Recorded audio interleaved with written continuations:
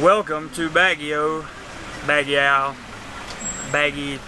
something. I can never pronounce the name of the city, but welcome back. This is a beautiful place and I love being here. I am by myself this time. I am headed to SM Mall to get some shampoo and some food because I am hungry and my hair needs washing.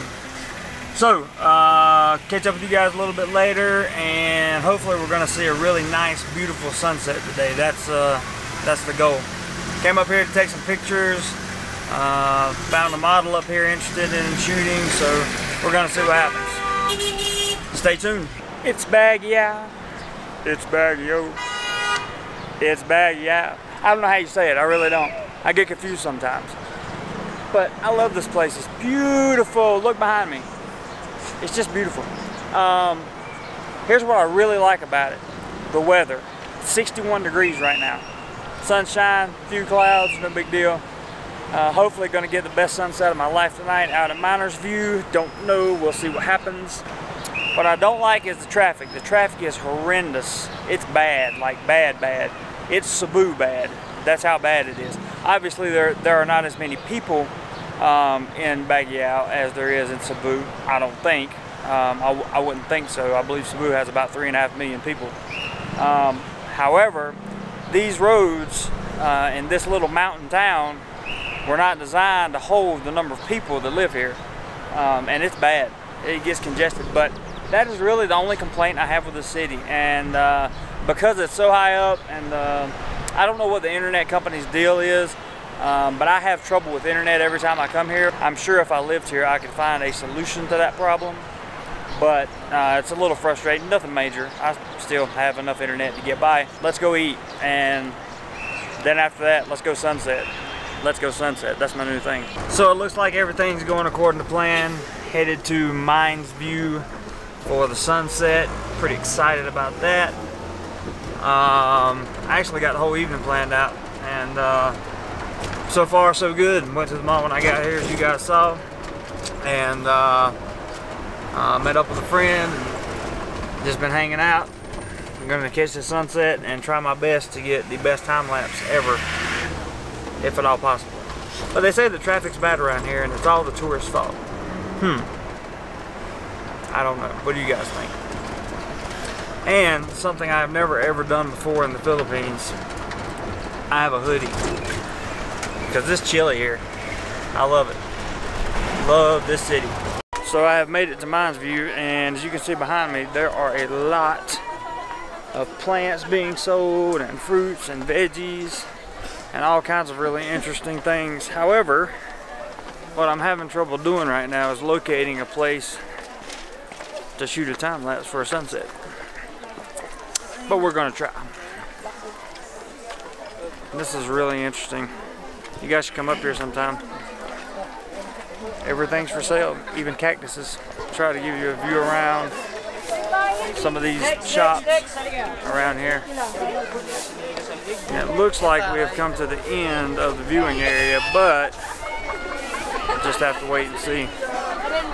It's one of those viewing areas where everybody kind of walks through. So when I stop and take pictures, probably gonna make somebody mad, but it's okay. There will not be a time lapse because, yeah, there will be no time lapse. But I'll try to shoot a couple HDRs and see what I can get. So as I arrived to the, I guess, summit of the lookout here today, I met these two gentlemen, the son and his father, who were asking about my YouTube channel, and his son apparently really loves YouTube. Tell everybody what your name is. I'm XL. He's XL. I'm Millie. And XL and Millie, and they know where Solano is. Can you believe that? Yeah. Welcome to Baguio. Welcome to Baguio. We love it here. Thanks, guys. Thanks. So behind me is basically every kind of organically grown, homemade thing you could ever want in your life. Even a SunTrust. There's peanut butter, there's honey, there's strawberries, there's all kinds of fruit. There's literally everything in the world in this place at Miner's View. It's not just a place to come, you know, get a great view of a few mountains or whatever. There's everything here, including a 7-Eleven. So I am astonished, really, at just how much stuff is here. And it has really been a good experience. This is awesome. I really, stuff like this makes me love Baguio even more. and makes me think I could probably tolerate the traffic if I had to live here. More on that later. So I've now arrived at Camp John Hay, which is very interesting. It took about 10 minutes to get to the back of this place, wherever we are, and it's about time to eat because I'm starving, and there are angry people with me that are starving as well. So let me put this camera down and get some food in me, and I will bring you some sights and sounds from Camp John A later. Peace. So I'm at a restaurant called Volante in Camp John A, and I'm about to have tuna pizza for the first time. I'm kind of excited about that. I didn't even know there was such a thing as tuna pizza, but hey, that's why you come to the Philippines, right? Anyway, gonna have some dinner and get some walking done after that, explore a little bit. This is a huge facility, so I don't know how much I'm gonna get to see, but I'm gonna see everything I can. Unfortunately, there will be no time lapse of the sunset because my tour guide doesn't know where to find one. So, my tour guide is sitting right in front of me right now. And anyway, no time lapse. Sorry guys. More sorry to myself because I was really looking forward to that. So, catch you shortly.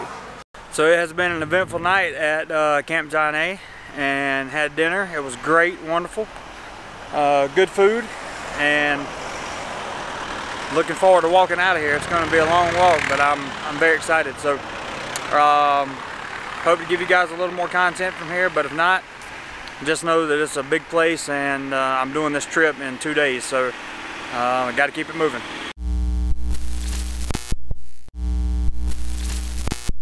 Good morning, people.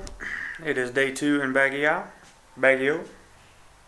however you say it, and we're headed to Burnham Park right now to go shoot and take some pics, some videos, some B-roll, a little bit of everything. My checkout time here is at 12, so it's about 7:45 a.m. I just finished breakfast and showered, and I am now headed to the park. See you there. How's this for direct sunlight on your face? The sun is literally directly in my face.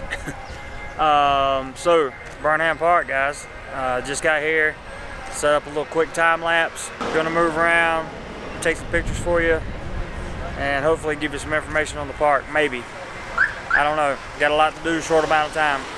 One thing I've noticed about Baguio is everybody seems to be in shape. There are people running all over the park. There's a guy behind me, I think he's finished now, but he was doing his push-ups on the corner of a bench, which I thought was pretty cool. And there have been 20 or 30 more people I've seen doing that, so very interesting.